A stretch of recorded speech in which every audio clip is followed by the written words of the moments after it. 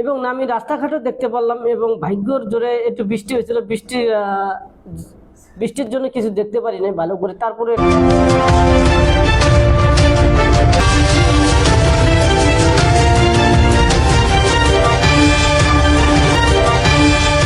বিকেলটা আমি একটু দেখলাম। আবার সিলেটের যে অঞ্চলটা আছে, কিছু কিছু অঞ্চল আমি আসলে কোনায় কোনায় ঘুরে ঘুরে আমি দেখলাম, অনেক সুন্দর। আসলে আমরা অনলাইনে ফেসবুকে, ইউটিউবে, টিকটকে দেখে থাকি অথবা টিভি চ্যানেলে আমরা খবর শুনে থাকি। সিলেট দ্বিতীয় লন্ডন হয়ে নাম আমরা শুনে থাকি। সিলেট অনেক সুন্দর। আসলে আমি আশা করি সিলেটবাসীকে অনেক যে আমাদের ভালোবাসার মানুষ আছে, ভালোবাসার মানুষ আছে, অনেক অনেক ধন্যবাদ জানাই। এবং আমি কোনায় কোনায় ঘুরে ঘুরে দেখলাম, আসলে সিলেটে কিন্তু এখনো কোনায় কোনায় দুই একটা জায়গা আমার চোখে পড়ছে। আসলে একবারে বেহাল রাস্তা, একবারে এখনো কাঁচা রাস্তা আছে, এখনো ভাঙা রাস্তা আছে।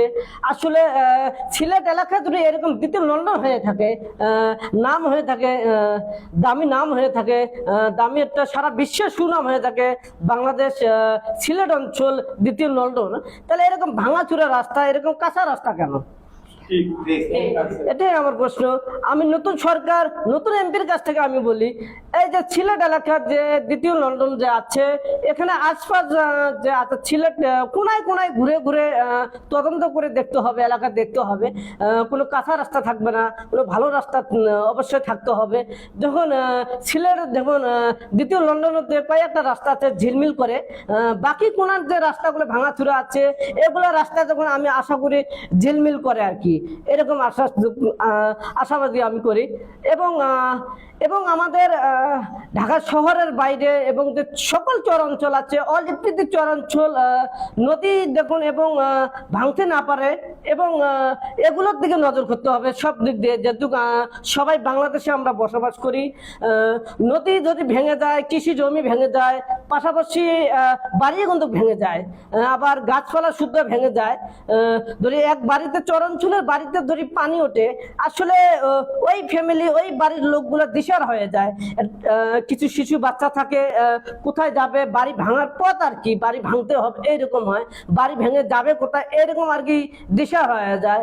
এবং ওই শিশু বাচ্চা যদি বাড়ি ভেঙে নিয়ে যায় আর কি, বাড়িটা, ওই শিশু বাচ্চা স্কুলে পড়ে, ওখানে পড়াশোনা করতে হয়, কোথায় বাড়ি করবে, কোন জায়গায় বাড়ি করবে, আসলে দিশার হয়ে যায়। ওই শিশু বাচ্চাটা পড়াশোনা করায় কিন্তু সমস্যা হয়ে যায়। আবার কোন স্কুলে পড়াশোনা করবে, কোন স্কুলে ভর্তি হবে, আবার কোন স্কুলে ভর্তি হবে না, এইরকম আর কি দিশার হয়ে যায় আর কি চরাঞ্চলের মানুষগুলা।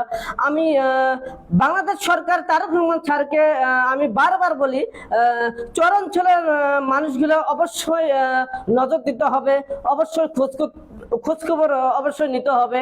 অবশ্যই সামনে আর বেশি সময় নয়, 1 মাসের ভিতরে সামনে বাংলাদেশে বন্যা হয়ে যাবে।